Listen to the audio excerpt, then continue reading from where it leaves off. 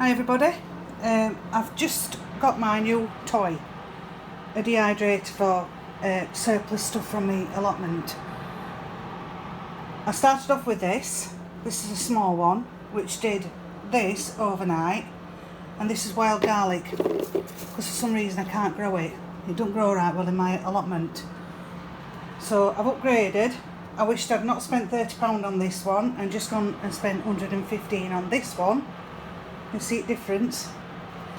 And it's got all the wild garlic in it. And I've also put a tray of mixed veg, frozen. There's one there on a rack. So I'll show you that when that's all done. But I did these carrots and potatoes just to test drive this one. This one's done okay, but this is what you get. These need an oxygen sachet pouch putting in them, but they've not come yet, so I might use those up anyway. And I did those as well, and that were a good few potatoes in there, but I didn't take the measurements. Next time I might do. And this, I'm going to blend this down hopefully into a powder. So this is pliable carrots, but they cook up okay, and this not quite. It's rock hard, you can't bite it. But I cooked some yesterday for Sunday dinner and they came up quite well. So I'm going to put this mill in from my NutriBullet, and I'll come back and I'll show you when it turns into a powder. Just before I do that, this is what berries turn out like. These are blueberries, but it's frozen, and they're usually pliable as well. Apparently they're okay in cereals and flapjacks and stuff like that when you go to cook. I don't know about you, but when you've got an allotment, everything comes at once. Cabbages, especially purple sprouting broccoli. So that's why we've invested in this one. Right, I'll be back in a minute when I've whizzed this up.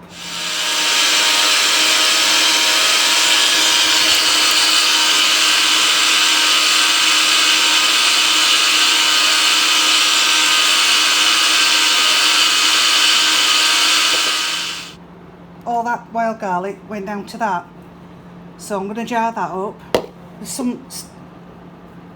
few little bits in there that are actually quite big, but I'm not bothered about that, but they're okay to have in as a substitute for garlic because I can't grow it.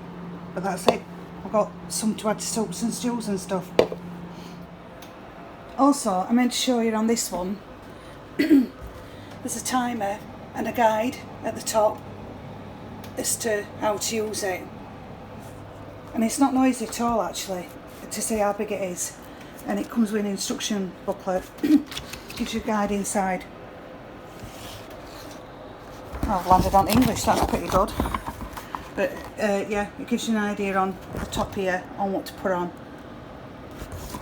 and they're for fruit, and how it turns out pliable, leathery, no moisture, crisp. So it shows you everything in there. We'll see how it goes. We're back here. I don't think you can see the time on this, but anyway, it's 2 hours 20 minutes left to go on drying. This is how things are looking. So it's drying up. I did the flowers as well because there's more flavour to those. Actually tastes sweeter as a powder. It tastes quite nice. And this is some that I took out earlier and crisped them up, but I think they could do a little bit longer, so I put them on this tray and let them dry out a little bit more before I grind them back up. The mixed veg needs a little bit longer, probably a lot longer.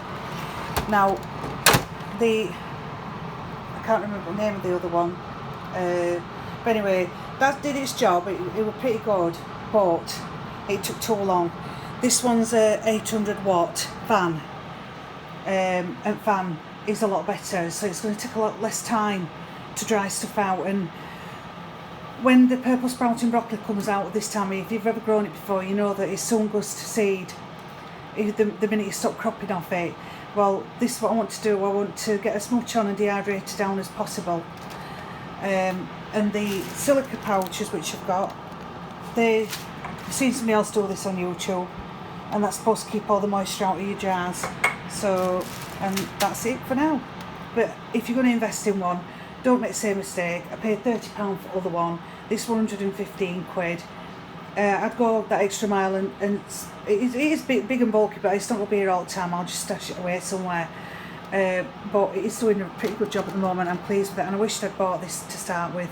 The other one's okay to do small batches, but if you've got an allotment or you grow your own, then this is the way forward, something like this. So thank you for watching.